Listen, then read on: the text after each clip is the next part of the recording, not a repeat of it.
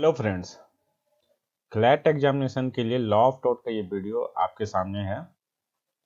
इस वीडियो को ध्यान से देखिएगा, इससे आपके कॉन्सेप्ट क्लियर होंगे। और एक चीज ध्यान रखिएगा कि ये जो कॉन्सेप्ट है, इससे बेस्ट सवाल आपको मिलेंगे क्लैट एंट्रेंस में, DU LLB एंट्रेंस में। इसके अलावा जब आप LLB परस्यू करेंगे उस समय आपको लॉ ऑफ टॉट के कॉन्सेप्ट मिलेंगे, और वहां पे जब लॉ ऑफ टॉट के सब्जेक्ट आप करेंगे तो ये कॉन्सेप्ट जो आपने अभी सीखा है वो बहुत काम आने वाला है। इसलिए इस वीडियो को ध्यान से देखिए।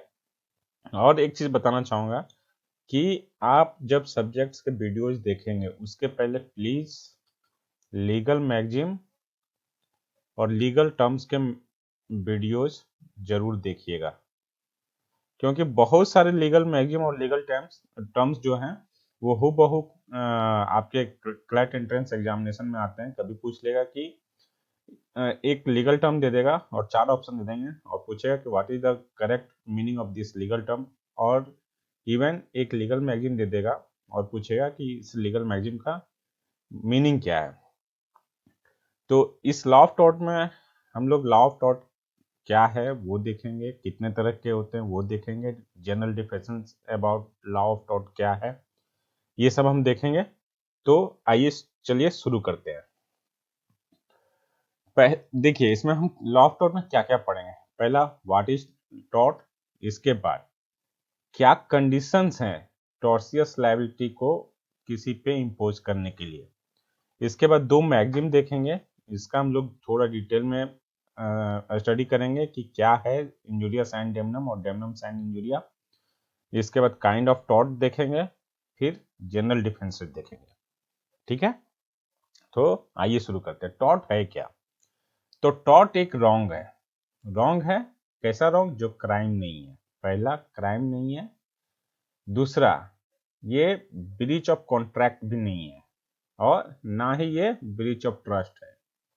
ये सिंपली एक मतलब ऐसा एक्ट जो ना क्राइम है, ना ब्रीच ऑफ कॉन्ट्रैक्ट है, ना ब्रीच ऑफ ट्रस्ट है, उसको हम बोलते हैं टॉट। ठीक है, टॉट का मतलब क्या होता है? तो लैटिन वर्ड एक टॉटम, टॉटम का मतलब होता है ट्विस्टेड, ट्विस्ट। ठीक है, तो ऐसा कोई एक्ट जो ट्विस्टेड हो, क्रुप्ड हो, जो स्ट्रेट नहीं हो, लॉफुल नहीं हो, उसको हम क्या कहते हैं? टॉट कहते हैं।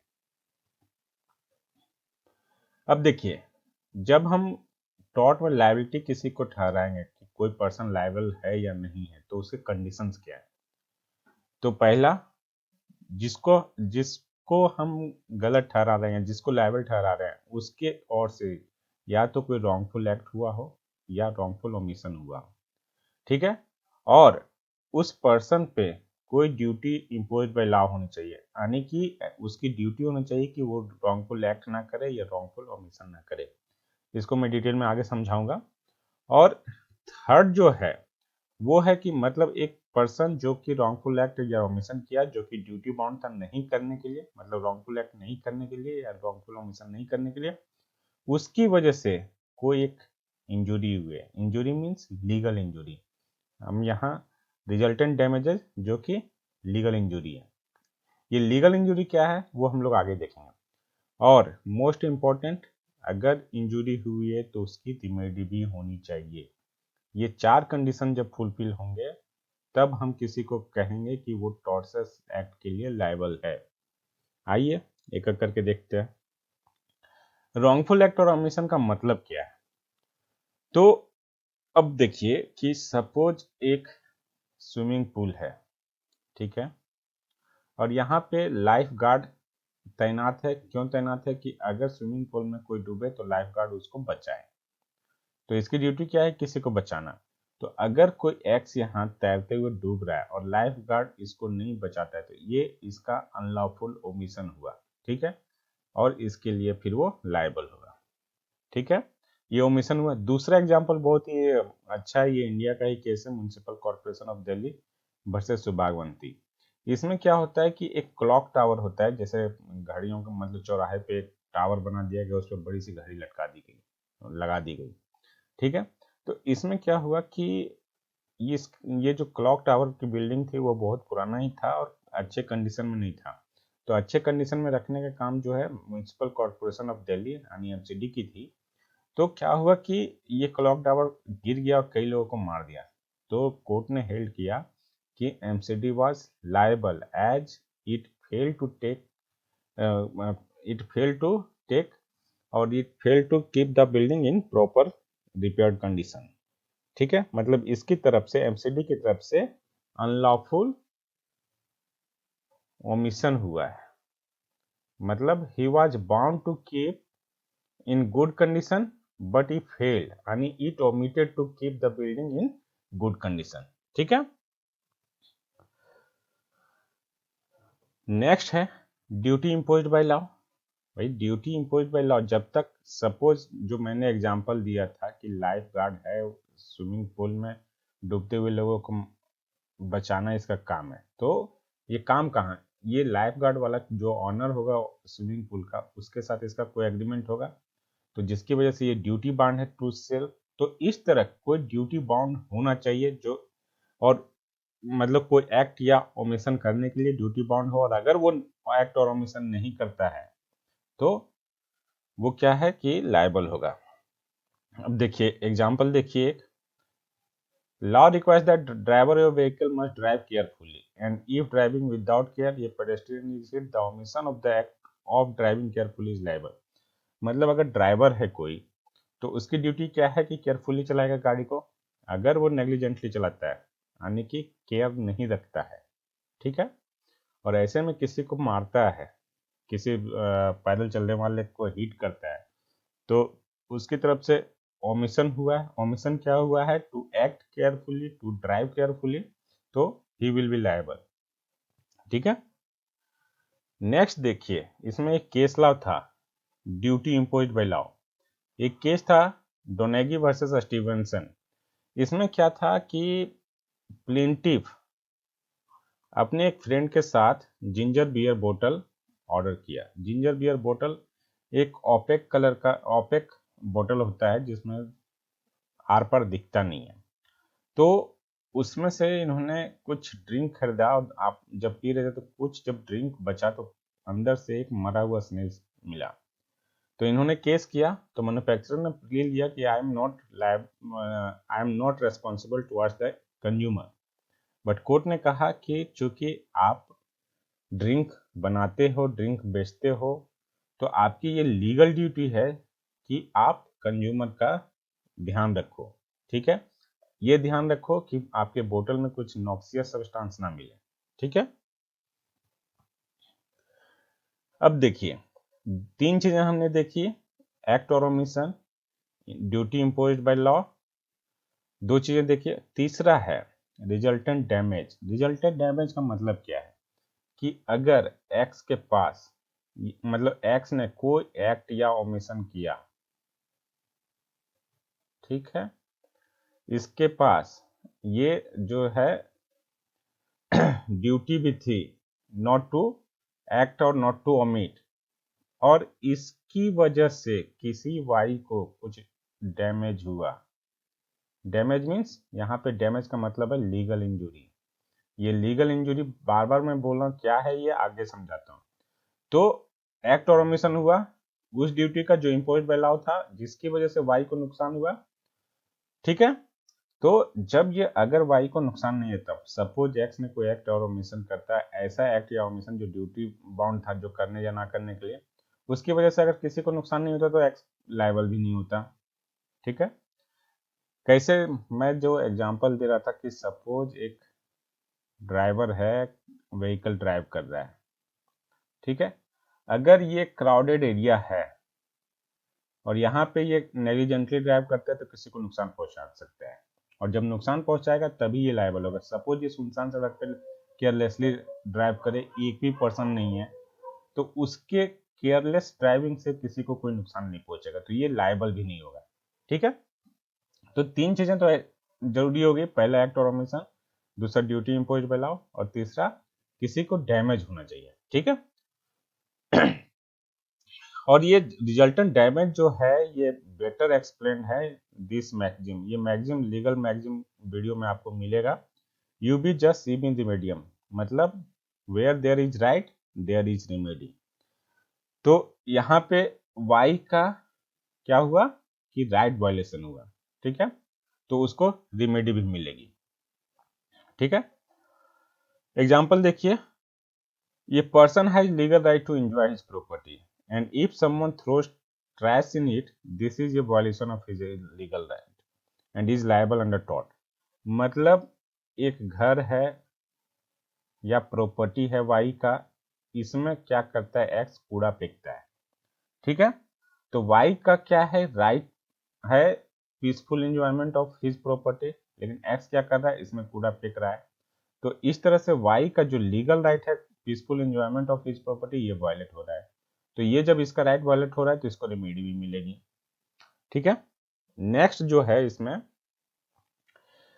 जो मैं बोल रहा था इंजुरी की, उसमें दो मैगजीम आता है कि इंजुरिया सैन डेमनम और दूसरा डेमनम सैन इंजुरिया। पहले इंजुरिया सैन डेमनम देखिए, इंजुरी विदाउट डैमेज इसका मतलब होता है इंजुरी विदाउट डैमेज, उसका क्या मतलब है कि इंजुरी विदाउट मतलब किसी का एब्सोल्यूट प्राइवेट राइट का वायलेशन हो, उसको हम बोलते हैं इंजुरी, ठीक है। इसमें इंजुरिया सैन डेमनम में एक्चुअल लॉस की बात नहीं होती है, एक्चुअल लॉस और डैमेज की बात नहीं होती है।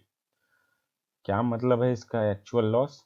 इसका मतलब ये है कि अगर मुझे कोई राइट प्रोवाइडेड है और किसी ने उस राइट को इन्फ्रिंज किया, ठीक है, तो ऐसे में मुझे फिजिकल लॉस हुआ या नहीं हुआ, मनी लॉस मॉनेटरी लॉस हुआ या नहीं, कंफर्ट में लॉस हुआ या नहीं, हेल्थ में लॉस हुआ या नहीं, उससे कोई मतलब नहीं है। अगर मुझे इंजरी हुई है यानी मेरा राइट वायलेट हुआ है तो मुझे कंपनसेशन भी मिलेगा, डैमेज भी मिलेगा, ठीक है।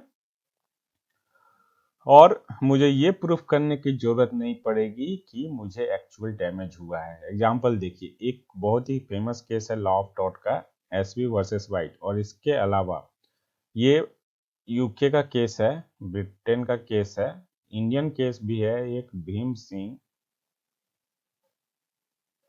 Versus state. इसमें क्या हुआ था मैं बताता हूँ, पहले इसको देखिए। एसवी वर्सेस वाइट में क्या हुआ था कि जो प्लेंटिफ था वो एक क्वालिफाइड वोटर था, ठीक है, और वाइट जो था वो एक रिटर्निंग ऑफिसर था। रिटर्निंग ऑफिसर बोलते हैं जो वोट करवाता है। तो ये क्वालिफाइड वोटर था, फिर भी वाइट ने इसको वोट करने नहीं दिया, ठीक है। हालांकि एसवी जो यानी प्लेंटिफ जिस कैंडिडेट को वोट करना चाहता था वो जीत जाता था, यानी कि एसवी को देखा जाए तो कोई लॉस नहीं हुआ, एक्चुअल डैमेज नहीं हुआ, क्योंकि वो जिस कैंडिडेट को वोट करना चाह रहा था वो जीत गया। लेकिन चूंकि इसका legal right to vote violate हुआ है तो वाइट को लायबल ठहराया गया, ठीक है।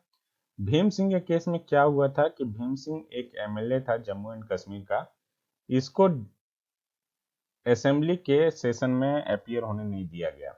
तो ऑल्दो इसको कोई टेंजिबल यानी कि फिजिकल लॉस एक्चुअल लॉस नहीं हुआ, लेकिन चूंकि इसका राइट था सेशन अटेंड करना और उसको रोक दिया गया था तो इसको कंपनसेशन मिला, और जो डिफेंडेंट था वो लायबल हेल्ड हुआ टॉर्ट में। नेक्स्ट टर्म जो है डेमनम साइन इंजुरिया, डैमेज साइन इंजुरिया, मतलब एक्चुअल लॉस तो होगा, एक्चुअल लॉस विदाउट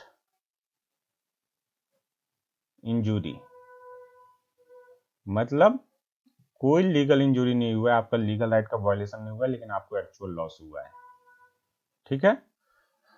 देखिए एग्जांपल देखिए, सपोज यहाँ पे कोई स्कूल चल रहा है, इसको मैं S1 नाम देता हूँ। इस रोड के दूसरे साइड एक दूसरा स्कूल खुला S2। अब मान लीजिए S1 जो है वो ₹2000 पर मंथ फी रखा था, सॉरी 2000 रखा था। S2 जब नया स्कूल खोला तो इसने क्या किया कि 1500 रुपये पर मंथ फी रखा। अब जब इसकी वजह से क्या हुआ कि S1 को अपना फी घटाना पड़ा, 1500 इसको भी करना पड़ा।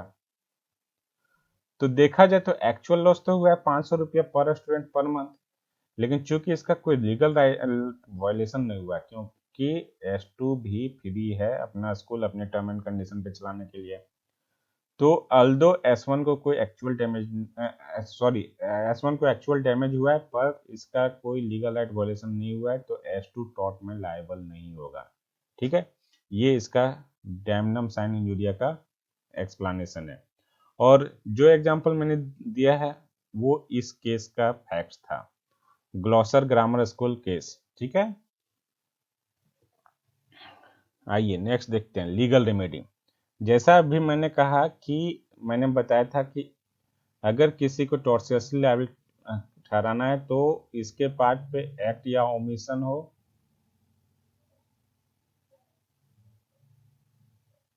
दूसरा ड्यूटी इम्पोज बाय लॉ हो, तीसरा रिजल्टेंट डैमेज हो, रिजल्टेंट डैमेज हो, और नेक्स्ट है रिमेडी हो। ठीक है, तो ये फोर्थ एलिमेंट है लीगल रेमेडी। मतलब एक मैक्सिम है यूबी जस्ट सीबी रिमेडियम, where there is right there is remedy. मतलब अगर आपका राइट वायलेट हो रहा है तो आपको रिमेडी मिलेगी ही मिलेगी। ठीक है, और किसके खिलाफ? जिसने आपके राइट को इन्फ्रिंज किया, आपके राइट को वायलेट किया है। ठीक है, ये tort is a civil law wrong for which the remedy is an action for unliquidated damages. Unliquidated damages का मतलब क्या है? इसमें जो अमाउंट ऑफ डैमेज होता है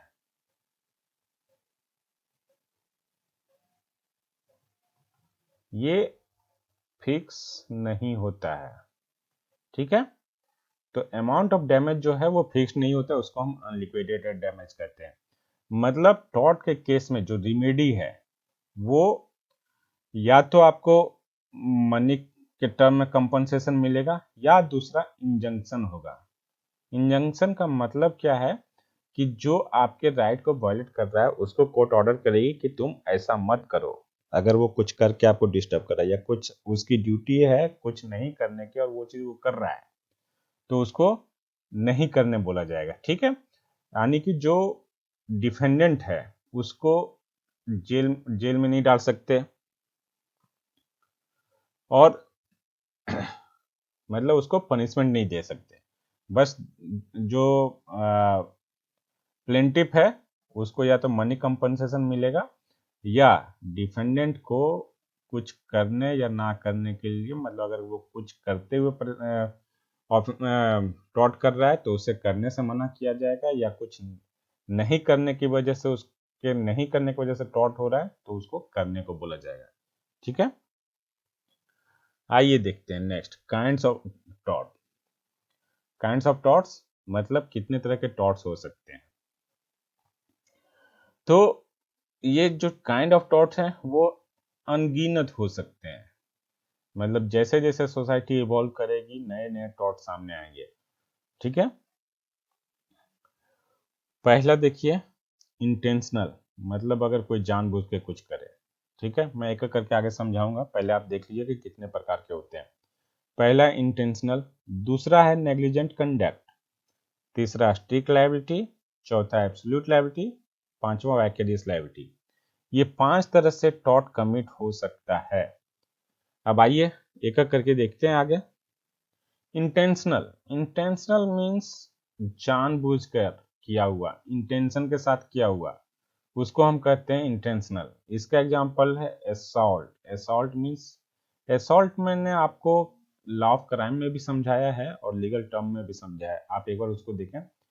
असॉल्ट का मतलब क्या होता है कि किसी पे एक तरह से हमला करना, उसको हम असॉल्ट बोलते हैं। बैटरी, ट्रेसपास टू लैंड, मतलब किसी के प्रॉपर्टी में किसी के लैंड में अनधिकृत रूप से घुस जाना, उसको हम बोलते हैं ट्रेसपास। फॉल्स इम्प्रिजनमेंट, किसी को बंदी बना लेना, ये सब इंटेंशनल टॉर्ट है। ठीक है, नेक्स्ट है नेग्लिजेंट कंडक्ट। नेग्लिजेंट कंडक्ट, ये नेग्लिजेंट वर्ड आया है नेग्लिजेंस से। तो यहाँ पे क्या होता है कि इंटेंशन नहीं होता है, इंटेंशन नहीं होता है बट केयरलेसनेस होता है। मतलब ड्यूटी टू टेक केयर है, पर जो एक एक टर्म आप ध्यान दीजिए, टॉर्ट फीजर। टॉर्ट फीजर कौन है? टॉर्ट फीजर उस पर्सन को बोलते हैं जो टॉर्ट कमिट कर रहा है। तो आगे से मैं प्लेंटिफ और टॉर्ट फीजर वर्ड यूज करूंगा, तो ये टॉर्ट फीजर वो हुआ जो टॉर्ट कमिट कर रहा है, ठीक है। तो नेग्लिजेंट कंडक्ट की बात कर रहे थे, तो नेग्लिजेंट कंडक्ट वैसा कंडक्ट है या वैसा रॉन्गफुल एक्ट है जो विदाउट इंटेंशन किया जाता है, पर proper duty to take care नहीं होता है, मतलब प्रॉपर केयर नहीं लेता है। जो टॉर्ट फीजर है वो प्रॉपर केयर के साथ कोई काम नहीं करता है, तो उसको हम बोलते हैं कि नेग्लिजेंट कंडक्ट है, ठीक है। नेक्स्ट देखिए, स्ट्रिक्ट लायबिलिटी। स्ट्रिक्ट लायबिलिटी का मतलब क्या होता है कि इसमें जो टॉर्ट फीजर है उस वो ना तो इंटेंशन के साथ करता है, ठीक है, ना वो नेग्लिजेंट होता है। ये दोनों एलिमेंट स्ट्रिक्ट लायबिलिटी में नहीं होता है, फिर भी उसको लायबल माना जाता है। मतलब कोई ऐसा एक्ट जो neither intentionally non negligently commit होता है और किसी को इंजोर्ड करता है, ठीक है, इंजुरी कॉज करता है, तो ऐसे केस में हम बोलेंगे कि अगर टॉर्ट फीजर को हम लायबल ठहराते हैं तो उसको हम बोलते हैं स्ट्रिक्ट लायबिलिटी। एक केस आया था रेलैंड वर्सेस फ्लेचर, इसी में ये स्ट्रिक्ट लायबिलिटी का कॉन्सेप्ट आया था, ठीक है। तो स्ट्रिक्ट लायबिलिटी का कब आता है?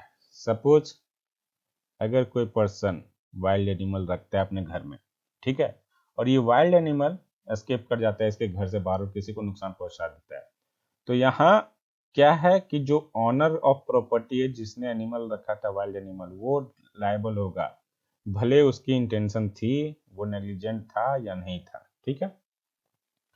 इसके बाद नेक्स्ट है dangerous legal activities such as blasting roads. अगर कोई कहीं पे रोड ब्लास्ट करके तोड़ रहा है रिकंस्ट्रक्शन के लिए, उसकी वजह से कोई नुकसान होता है, तो उसकी स्ट्रिक्ट लायबिलिटी होगी जो रोड तोड़ रहा है ठीक है, भले वो उसका इंटेंशन था या नहीं था, वो नेग्लिजेंट था या नहीं था। इसके बाद the manufacturer of products. Manufacturer of products, जैसा मैंने अभी कुछ देर पहले बताया था डोनेगी वर्सेस स्टीवेंसन, मतलब अगर कोई मैन्युफैक्चरर कोई प्रोडक्ट बनाता है तो भले उसका इंटेंशन था किसी को इंजरी पहुंचाना या नहीं, भले वो नेग्लिजेंट था या नहीं, ये उसकी रिस्पॉन्सिबिलिटी है कि उसका प्रोडक्ट एटलीस्ट जिस चीज को वो क्लेम कर रहा है उस पर वो खरा उतरे, ठीक है। नेक्स्ट देखिए, डिफेंसेस टू स्ट्रिक्ट लायबिलिटी। जो स्ट्रिक्ट लायबिलिटी टॉर्ट का एक काइंड है स्ट्रिक्ट लायबिलिटी, उसके क्या क्या डिफेंसेस हैं? डिफेंसेस का मतलब क्या है कि कब जो टॉर्ट फीजर है वो अपना लायबिलिटी से स्किप कर सकता है। तो पहला, प्लेंटिफ्स ओन मिस्टेक, यानी कि अगर प्लेंटिफ की मिस्टेक से कुछ इंजरी हुई है प्लेंटिफ को, ठीक है, तो although the tort is of strict liability, पर डिफेंडेंट या टॉर्ट फीजर को डिफेंस मिलेगा। दूसरा है प्लेंटिफ्स कंसेंट। प्लेंटिफ कंसेंट का मतलब क्या है, ये मैं धीरे धीरे आगे बताऊंगा। अगर प्लेंटिफ कंसेंट देता है तो टॉर्ट फीजर की लायबिलिटी नहीं होती है। तीसरा, नेचुरल डिजास्टर्स, जैसे फ्लड आ गया, बिजली गिर गई, तो ये सब डिफेंसेस होते हैं स्ट्रिक्ट लायबिलिटी के। मतलब नेचुरल डिजास्टर वगैरह, सपोज मैंने जो एग्जांपल दिया था कि एक्स की ये प्रॉपर्टी है और यहाँ इसने वाइल्ड एनिमल रखा है, ठीक है, तो बहुत अच्छे से बाउंड्री वॉल वगैरह कवर कर दिया है ताकि ये वाइल्ड एनिमल स्किप ना करे, लेकिन मान लीजिए कि बिजली गिरती है या बहुत तेज फ्लड वगैरह आता है और दीवार टूट जाती है, तो यहाँ से वाइल्ड एनिमल एस्केप कर जाता है, तो ये नेचुरल डिजास्टर हुआ जिसकी वजह से वाइल्ड एनिमल एस्केप किया, और इससे टॉर्ट फीजर को डिफेंस मिल जाएगा। नेक्स्ट है थर्ड पार्टीज इंटरवेंशन। इसी को मैंने एग्जांपल दिया, मान लीजिए कोई आके इस दीवार को गिरा देता है, थर्ड पार्टी इंटरवेंशन हो जाता है और उसकी वजह से वाइल्ड एनिमल एस्केप कर जाता है, तो टॉर्ट फीजर को एग्जाम्पशन मिल जाएगा। नेक्स्ट है पार्ट ऑफ स्टैट्यूटरी ड्यूटी। मतलब अगर जिस पर्सन की वजह से कोई इंजरी हुई है उसको अगर कोई स्टैट्यूटरी ड्यूटी के तहत वो काम कर रहा था, ठीक है, तो उसको डिफेंस मिल जाएगा। मैं एक एक करके सब डील करूंगा। इसके बाद देखिए एब्सोल्यूट लायबिलिटी। अभी लास्ट हमने देखा स्ट्रिक्ट लायबिलिटी, तो एब्सोल्यूट लायबिलिटी जो है वो स्ट्रिक्टर देन स्ट्रिक्ट लायबिलिटी है। इसका मतलब क्या है? तो स्ट्रिक्ट लायबिलिटी में डिफेंसेस थे, बट एब्सोल्यूट लायबिलिटी में कोई डिफेंस नहीं है। जो टॉर्ट फीचर है जिसकी वजह से इंजरी हुई है, मतलब जिसके हाँ जिसकी वजह से इंजरी हुई है, वो किसी भी तरह लायबिलिटी से बच नहीं सकता है। ठीक है। और ये जो एब्सोल्यूट लायबिलिटी जो है ये इवॉल्व हुआ है इंडिया में ही by the honourable supreme court. Case का नाम था MC Mehta versus union of India. इसको पॉपुलरली बोलते हैं ओलियम गैस लीक केस। इसमें क्या है कि जो ओलियम एक फर्टिलाइजर था, उस फर्टिलाइजर कंपनी थी, वो डिफेंस लेना चाहा कि हमारा ना इंटेंशन था ना हमारा हम नेग्लिजेंट थे, तो हम लायबल नहीं होंगे। लेकिन सुप्रीम कोर्ट ने कहा कि जब आप कुछ हजार्डस थिंग अपने प्रीमाइसेस में स्टोर करते हैं तो और वो स्किप करके इंजरी करता है, तो you will be held liable, और यहाँ पे कोई डिफेंस काम नहीं करेगा। तो absolute liability is a liability which is stricter than strict liability. Vicarious liability, ये आपको लीगल मैगजीन के वीडियो में भी मिलेगा। वाइकेरियस लायबिलिटी मीन्स होता है कि जब कोई पर्सन सपोज वाई एक्स जो है वो वाई के थ्रू काम कर रहा है, यानी कि अपना कोई काम वाई से करवा रहा है, और वाई ड्यूरिंग एम्प्लॉयमेंट अगर किसी को इंजोर कर देता है, तो इसके लिए एक्स लायबल होगा। ठीक है। एक्स के लिए वाई काम कर रहा है और Y during course of employment Z को इंजरी करता है, तो जेड किससे कंपनसेशन क्लेम कर सकता है? तो एक्स से। क्यों? क्योंकि वाई जो है वो एक्स के बिहाफ पे काम कर रहा था। ठीक है। तो एक टर्म है रेस्पोंडिएट सुपीरियर। ठीक है। इसका मतलब क्या हुआ? जो मैंने अभी एग्जांपल दिया, तो वाई का कोई कंडक्ट है जो जेड को नुकसान पहुंचाता है, तो इसके लिए जो वाई का सुपीरियर है वो लायबल होगा, क्योंकि वाई जो है वो एक्स के लिए काम कर रहा था। ठीक है। लेकिन इसके लिए बहुत इंपॉर्टेंट है एम्प्लॉयर एंड एम्प्लॉय का रिलेशनशिप। मतलब Y is the X of employer of X, तभी अगर जेड को ये कोई ड्यूरिंग कोर्स ऑफ एम्प्लॉयमेंट कुछ नुकसान पहुंचाता है, तभी जेड एक्स से कंपनसेशन मांग सकता है। ठीक है।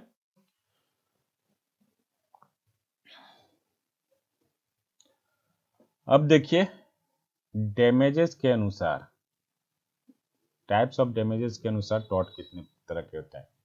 पहला है physical tort. Physical tort means ऐसा डैमेज जो हमें दिखे। ठीक है। मतलब टेंजिबल हो, जिसको हम फील कर सकें, देख सके। ठीक है। इसमें असॉल्ट, जो लास्ट मैंने एग्जांपल दिया था, बैटरी।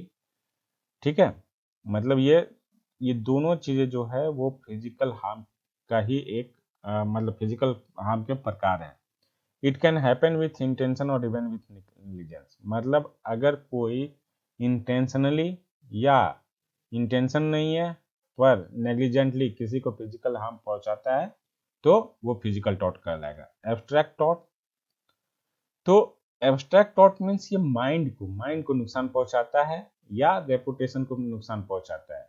तो इसका एग्जांपल है डिफेमेशन, यानी कि अगर एक्स ने वाई को डिफेम किया, तो वाई का रेपुटेशन जो है वो सोसाइटी की नज़रों में गिरा, तो ये आपका एब्स्ट्रैक्ट टॉर्ट हुआ, जो कि दिखता नहीं है, बस इसको महसूस किया जा सकता है।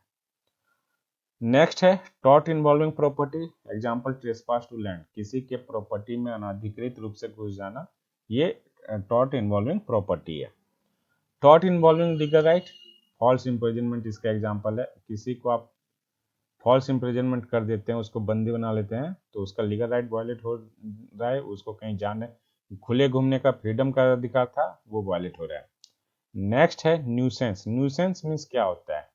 न्यूसेंस मतलब किसी को डिस्टर्ब करना।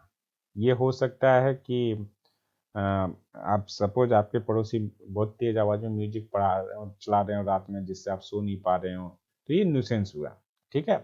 ये आपके लाइफ को या हेल्थ को अफेक्ट कर सकता है। तो इस तरह के जो डिस्टरबेंस है उसको हम न्यूसेंस बोलते हैं। अब देखिए कि जनरल डिफरेंसेस फॉर टॉर्ट, मतलब अगर एक्स ने वाई के खिलाफ टॉर्ट कमिट किया, ठीक है, एक्स ने वाई के खिलाफ टॉर्ट कमिट किया और वाई ने प्रूव कर दिया कि भाई एक्स ने मेरे खिलाफ टॉर्ट कमिट किया, तो एक्स अगर कुछ ऐसा प्रूव कर दे कि कुछ ऐसे कंडीशन थे जो बियॉन्ड माई कंट्रोल थे जिसकी वजह से मुझे टॉर्ट करना पड़ा, तो एक्स की लायबिलिटी खत्म हो जाएगी। ठीक है, एग्जाम्पल देखिए, मतलब यहाँ पे देखिए मैंने एक सेंटेंस लिखा, plenty provides proof for the existence of all the essential element of A tort. मतलब प्लेंटी प्रूफ दे दिया कि भाई जो टॉर्ट फीचर है उसने ऐसा ऐसा किया जिसकी वजह से टॉर्ट हुआ। ठीक है, लेकिन जो टॉर्ट फीचर है वो अब बताएंगे कि किस सर्कमस्टांसेस में उसने किया। ठीक है, तो वो जो सर्कमस्टांसेस हैं उसको हम बोलते हैं डिफरेंस, और अगर ये डिफरेंसेस अवेलेबल हो तो tort feature can escape the liability.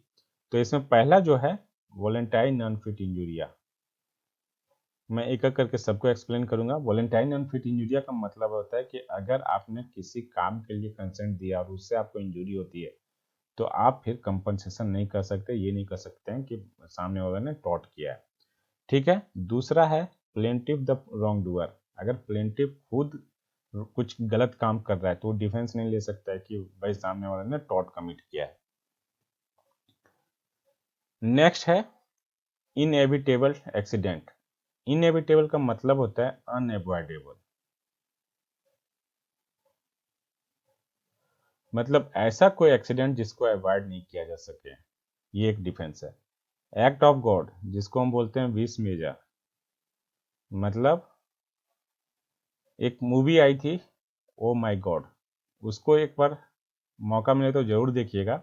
उसमें प्रेस ट्रैवल ने ये विस मेजर के अगेंस्ट में बहुत कुछ बोला। मतलब पहले इंश्योरेंस कंपनी ने विस मेजर का प्ली लेके उसको क्लेम नहीं देना चाहा, तो ये विस मेजर के अगेंस्ट में प्रेस ट्रैवल क्या बोला, तो वो मूवी बहुत ही इंटरेस्टिंग है, एक बार उसे देखिएगा। तो फोर्थ डिफेंस था एक्ट ऑफ गॉड। फिफ्थ है प्राइवेट डिफेंस, मतलब अगर टॉर्ट फीचर ये बोलता है कि मैंने जो टॉर्ट कमिट किया है वो अपने प्राइवेट डिफेंस में, तो उसको एग्जाम्पशन मिल सकता है अगर वो कोर्ट को सेटिस्फाई कर देता है। नेक्स्ट है मिस्टेक, उसके बाद नेसेसिटी और स्टैट्यूटरी ऑथोरिटी। आइए एक एक करके सबको देखते हैं। वॉलेंटाइन अनफिट इंजुरिया, इसका मतलब होता है to a willing person injury is not done. मतलब अगर कोई पर्सन कंसेंट दे देता है कि मैं इंजुरी या मैं जो प्रोबेबल इंजुरी है वो सहने के लिए तैयार हूँ, तो वो फिर उसको वो फिर ये नहीं कर सकता है कि मेरे साथ टॉर्ट कमिट हुआ है। ठीक है, एग्जाम्पल देखिए कि ए ने एक टिकट खरीदा कार रेस के लिए। ठीक है, अब कार रेस में जाता है, वहाँ ऑडियंस है, तो हो सकता है कि कार जब मुड़े बहुत तेजी से तो वो फ्लाई ऑफ करके किसी को इंजरी कर सकता है। लेकिन चूंकि ये ने परचेज किया टिकट, तो ये जो इससे रिलेटेड खतरे हैं उसको खुद पे झेलने के लिए एक तरह से सहमति देता है। ठीक है, लेकिन हाँ, जो कार ड्राइवर है या जो स्पॉन्सर्ड है, स्पॉन्सरशिप करने वाले हैं, वो सब क्या है, या जो मैनेजमेंट है वो प्रॉपर केयर ले ताकि एक्सीडेंट को टाला जा सके। लेकिन फिर भी अगर एक्सीडेंट होता है या कुछ होता है तो जो प्लेंटिफ है उसको कोई डिफेंस नहीं मिलेगा, क्योंकि वो वॉलंटरली वहां जाके रिस्क लेने को तैयार है। Next, plaintiff the wrong doer. इसका मैंने एक एग्जांपल लिया है कि सपोज एक ये प्रॉपर्टी है, इसमें एक्स घुसता है, ठीक है, अनऑथराइज्ड रूप से घुसता है। अब मान लो कि ये अंधेरे की वजह से किसी गड्ढे में गिर जाता है और इसको चोट लग जाती है, तो ये नहीं बोल सकता है कि जो वाई की प्रॉपर्टी थी और वाई का ड्यूटी था कि अपने प्रॉपर्टी को लाइट मतलब अच्छे से लाइट अप करके रखे ताकि कोई जाए तो गिरे नहीं। तो भाई आप क्यों अंदर आ रहे थे अनधिकृत रूप से, अनऑथराइज रूप से? तो यहाँ पे एक्स जो है वो क्या था, रॉन्ग डूअर, तो इसको फिर ये टॉर्ट का क्लेम नहीं कर सकता, कंपनसेशन क्लेम नहीं कर सकता, डैमेज नहीं क्लेम कर सकता। लेकिन अब इसमें इसका दूसरा सिचुएशन लीजिए कि एक्स घुसा किसी की प्रॉपर्टी में, वाई की प्रॉपर्टी में घुसा, ठीक है, और इसने यहाँ स्प्रिंग गन फिट कर रखे थे। स्प्रिंग गन होता है कि अगर इसमें थोड़ी सी मूवमेंट होती है तो यहाँ से कुछ तीर वगैरह निकलते हैं, हम इंजर कर सकते हैं। ठीक है, तो ऑल्दो वाई क्या है कि अपने प्रॉपर्टी को बचाने के लिए स्प्रिंग गन रखा, और एक्स जो है वो इंटर कर रहा है अनऑथराइज रूप से, फिर भी अगर ये स्प्रिंग गन से इसको चोट लग जाता है तो वाई लायबल हो सकता है। किस केस में? अगर वाई ने यहाँ नोटिस बोर्ड नहीं रखा है कि बीवेयर ऑफ स्प्रिंग गन, अगर ये नोटिस लगा दिया होता है तो वाई लायबल नहीं होता। मतलब वाई के पास राइट टू प्राइवेट डिफेंस है, और अगर एक्स रॉन्ग डूअर है तो वो ये नहीं कर सकता कि वाई ने फ्रॉड कमिट किया है। लेकिन ये जो राइट टू प्राइवेट डिफेंस है, इसका जो है वो प्रोपोर्शनेट होना चाहिए। मतलब और नहीं तो यहाँ पे अगर सपोज ये स्प्रिंग गन की जगह यहाँ नेकेड वायर होते हैं, लाइव वायर होते हैं बिजली के, ठीक है, तो इसमें क्या है कि अगर ये नोटिस बोर्ड लगा होता है कि खतरा यहाँ 440 वोल्ट है, डेंजर डेंजर 11,000 वोल्ट, तो अगर नोटिस होता तो कोई पास करता तो वाई की लायबिलिटी नहीं होती अगर एक्स को कोई इंजुरी होती। लेकिन विदाउट नोटिस अगर पास कर रहा है, कोई जान की हानि हो रही है, तो Y will be liable although X is wrongdoer. तो जब प्लेंटिफ रॉन्ग डूअर हो तो अभी मिल सकता है जब कि वाई एक्स्ट्रा कुछ ना करे, मतलब जितनी अपनी प्रॉपर्टी को प्रोटेक्ट करने की है वो रीजनेबल होनी चाहिए। ठीक है, देखिए एग्जांपल देखिए, केस था bird versus Holbrooke. The plaintiff was trespassing on the defendant's property and he was hurt due to a spring gun. The defendant had put a spring gun without any notice, ठीक है, without any notice and was दस held liable. अगर ये notice दिया होता तब तो नहीं लायबिलिटी बनती, लेकिन विदाउट एनी नोटिस तो थी। लेकिन वही जो मैंने एग्जांपल दिया कि अनऑथराइज घुस रहा था, अंधेरे की वजह से किसी गड्ढे में गिर गया, तो वाई लायबल नहीं होगा, क्योंकि उस केस में एक्ट जो था वो रॉन्ग डूअर था। नेक्स्ट देखिए, इनएविटेबल एक्सीडेंट। अगर कोई अनअवॉइडेबल एक्सीडेंट है और उसकी वजह से टॉर्ट कमिट हुआ है तो टॉर्ट फीजर जो है वो लायबल नहीं होगा। देखिए एग्जांपल, एक केस है स्टैनली वर्सेस पॉवेल। इसमें क्या हुआ कि प्लेंटिफ और डिफेंडेंट दोनों एक शूटिंग क्लब के मेंबर थे। तो शूटिंग क्लब के मेंबर थे तो कहीं पे गए, एक पेड़ पे चिड़िया बैठी थी, ठीक है, तो प्लेंटिफ ने एक गोली चलाई और डिफेंडेंट यहाँ खड़ा था। तो जो ट्री का ब्रांच से गोली इको होके रिवर्स होके आके डिफेंडेंट को लग गया। तो ना ये पीस सोचा था, ना इसका इंटेंशन था, ना नॉलेज था कि गोली ब्रांच से लग के आके डी को लग जाएगी।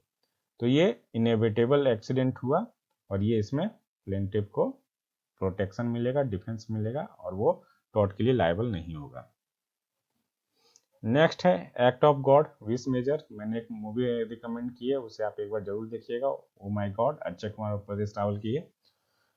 तो अब देखिए एक्ट ऑफ गॉड में मतलब कोई ऐसा इंसिडेंट हो जो अनप्रिडिक्टेड हो और फिर और उसको प्रिवेंट भी ना किया जा सके, ठीक है, और ये नेचुरल कॉजेज से होने चाहिए।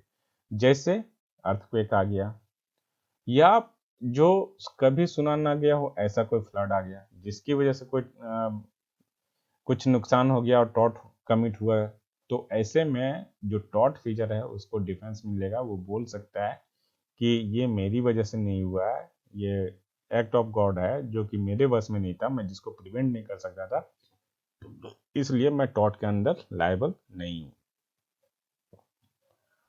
विश मेजर का एसेंशियल कंडीशंस देखिए।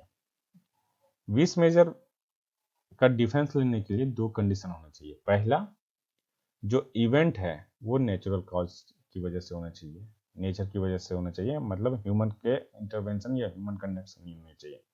और दूसरा जो एक्ट है वो एक्स्ट्रा ऑर्डिनरी होना चाहिए, ठीक है, ऐसा जो कि एंटिसिपेटेड भी नहीं था और एक्सपेक्टेड भी नहीं था, मतलब सोचा भी नहीं जा सकता था, कल्पना जिसकी नहीं की जा सकती थी, वैसा कोई इवेंट हुआ।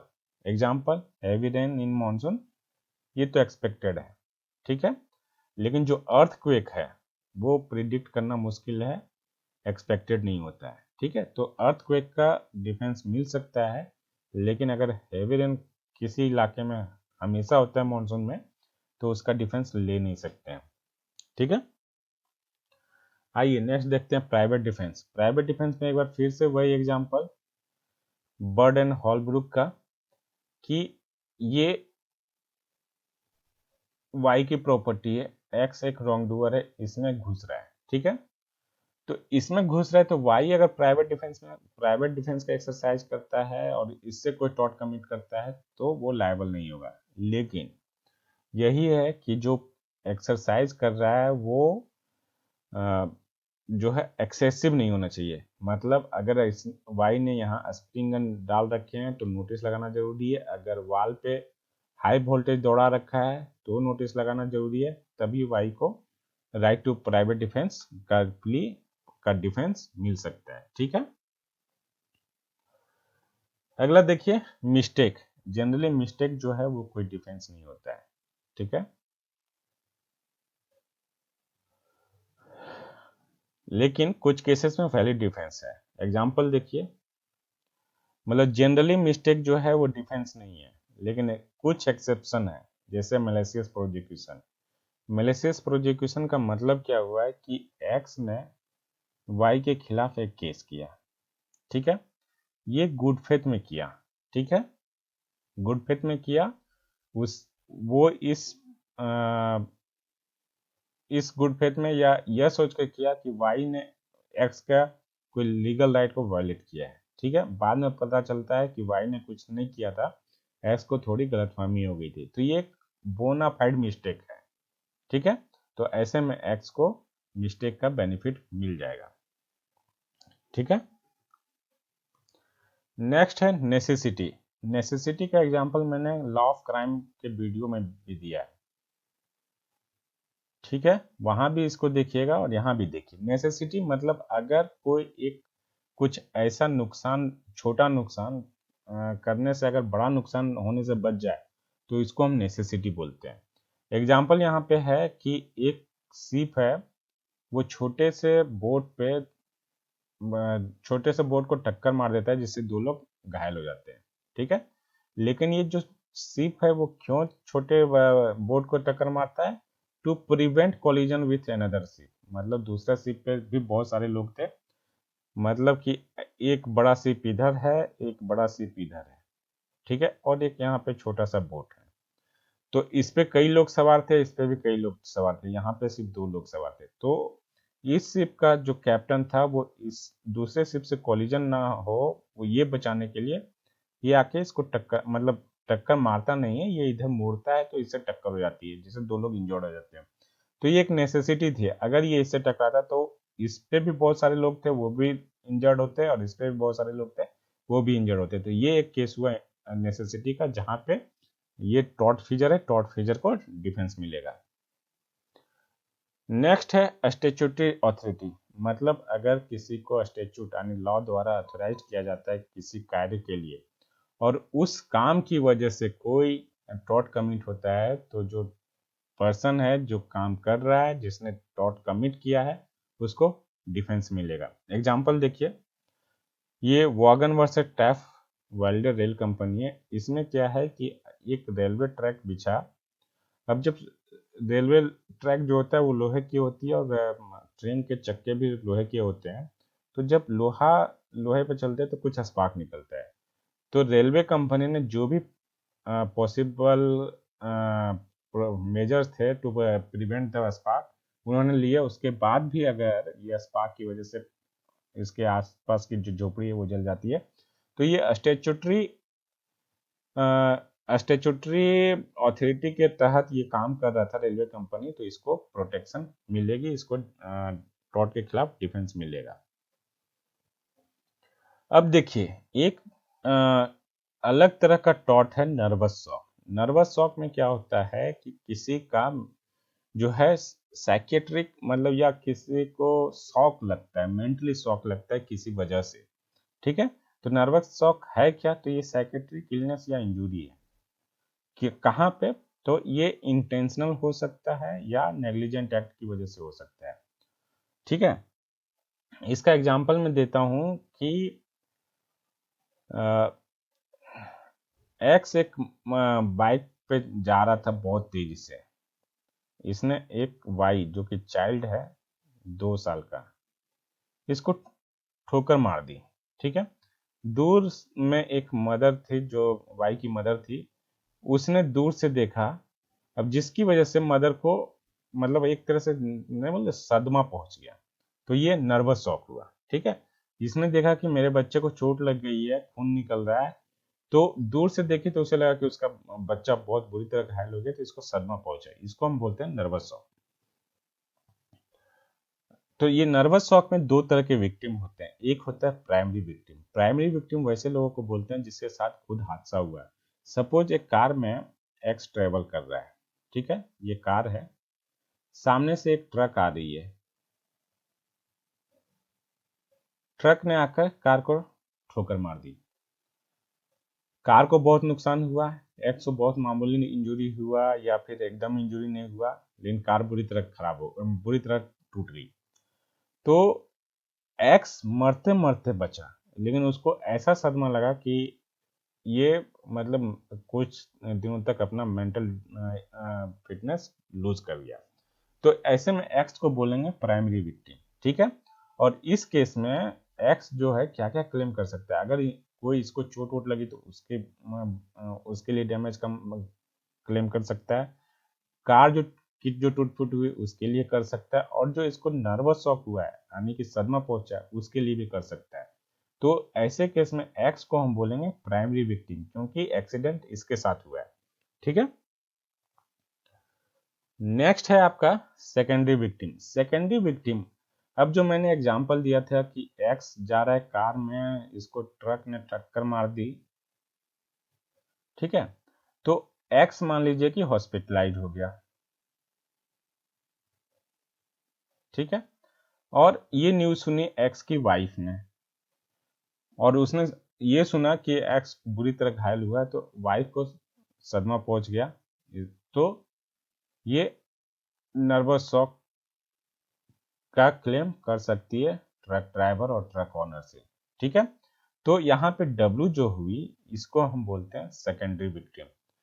लेकिन सेकेंडरी विक्टिम का क्लेम अपहेल्ड होने के लिए एक चीज देखना होगा कि जो प्राइमरी विक्टिम है उसका और सेकेंडरी विक्टिम का आपस में रिलेशनशिप कैसा है।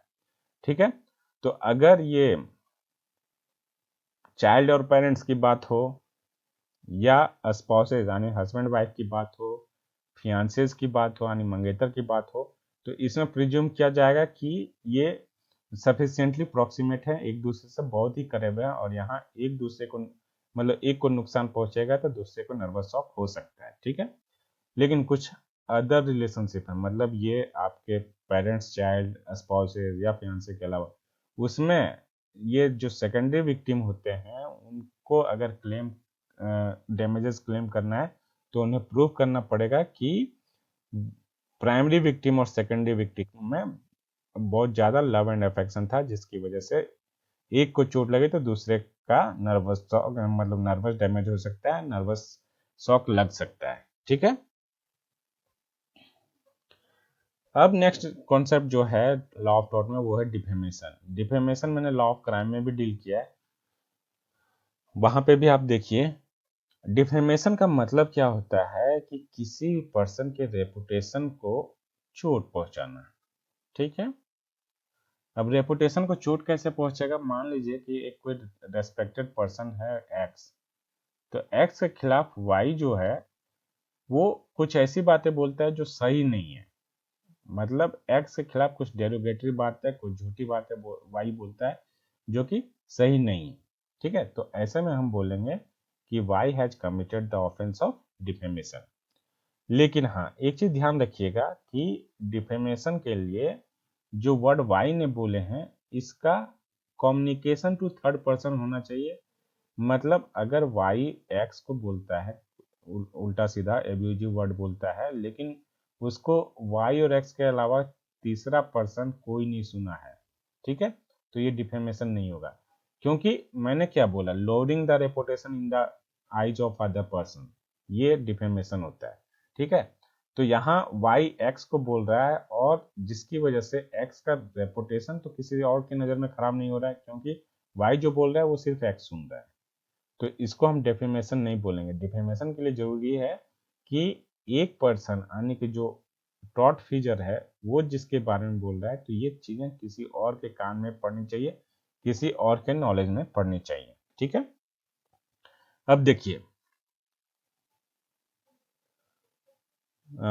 ये मैंने बोला जो कि किसी और के कान में पढ़नी चाहिए, उसको हम बोलते हैं कम्युनिकेशन टू सम पर्सन।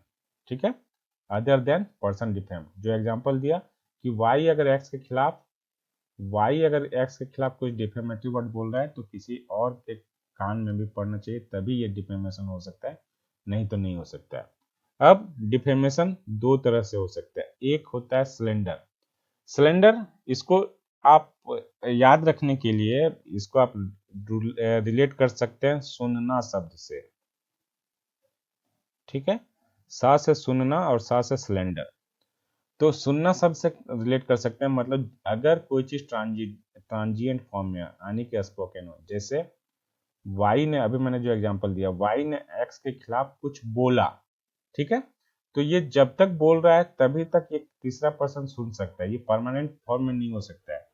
तो जो बोला जाए ट्रांजिएंट फॉर्म में हो, मतलब एक बार जेड ने सुना और फिर ये इन्वायरमेंट में नहीं है, परमानेंट फॉर्म में नहीं है, वाई ने जो एक्स के खिलाफ बोला, तो इसको हम बोलते हैं सिलेंडर।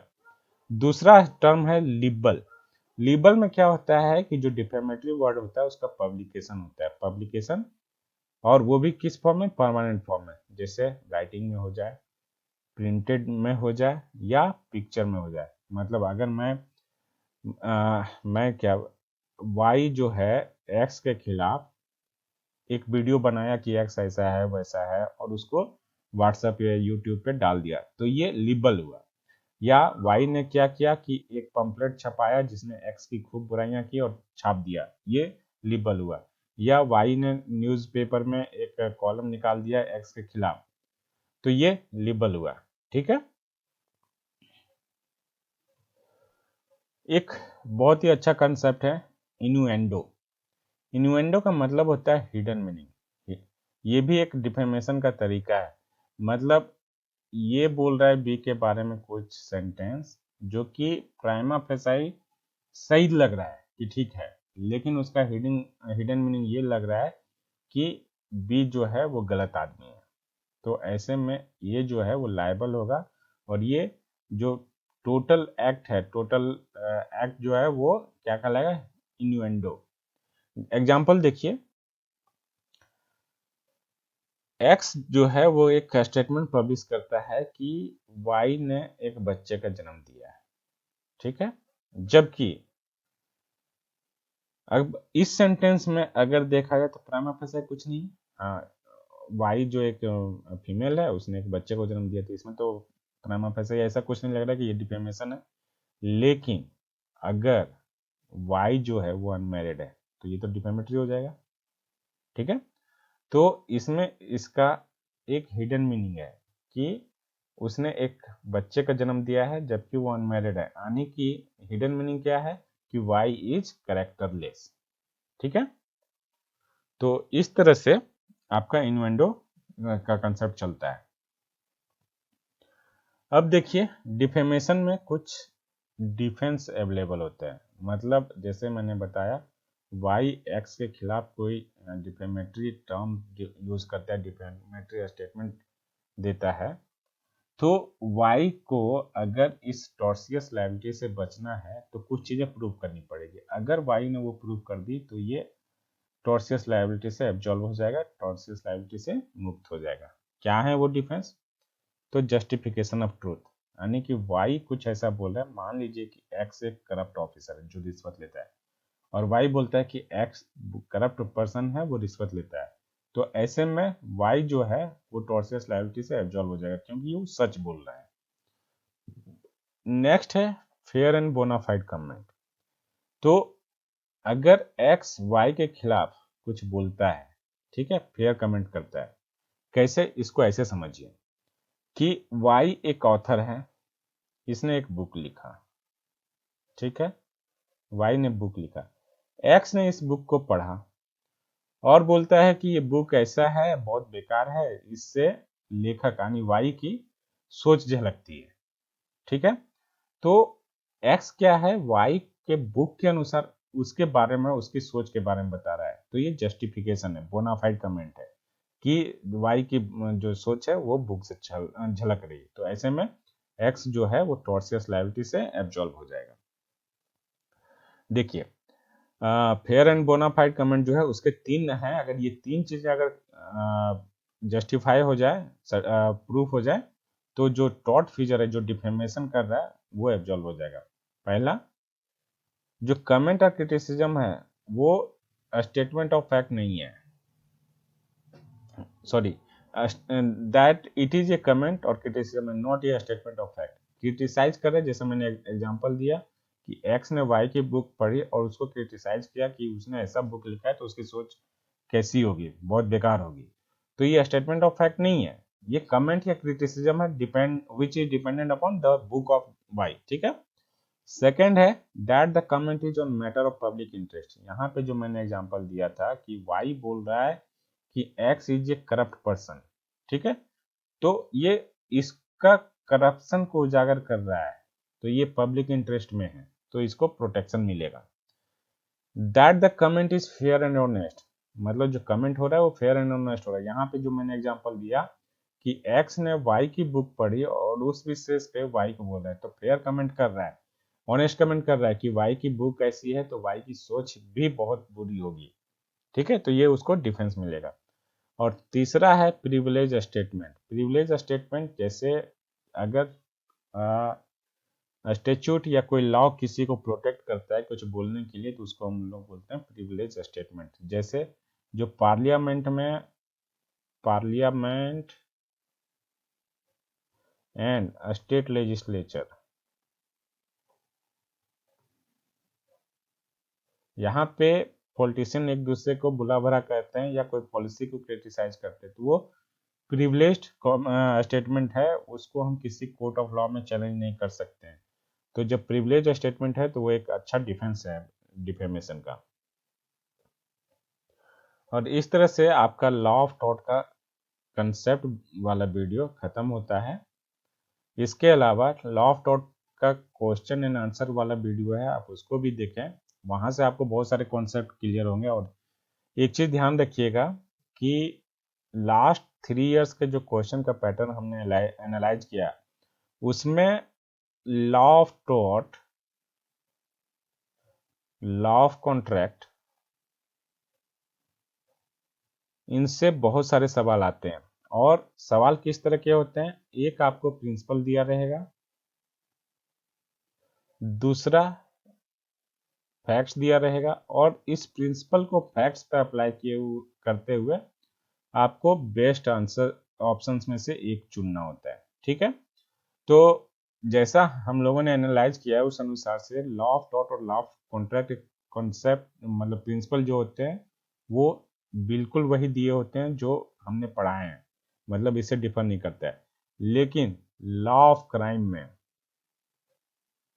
यहाँ पे जो लॉ ऑफ क्राइम के 2 वीडियोस हैं कंसेप्ट पे, उनको आप देखिएगा तो कहीं कहीं क्वेश्चन उसके उल्टा है। तो एक बार हम लोग बार बार हर वीडियो में बोल रहे हैं कि क्वेश्चन में जो आपको प्रिंसिपल दिया हुआ है उसको ट्रूथ मानते हुए आपको फैक्ट पे अप्लाई करना है और बेस्ट ऑप्शन को चूज करना है। ठीक है, तो all the best and thank you very much.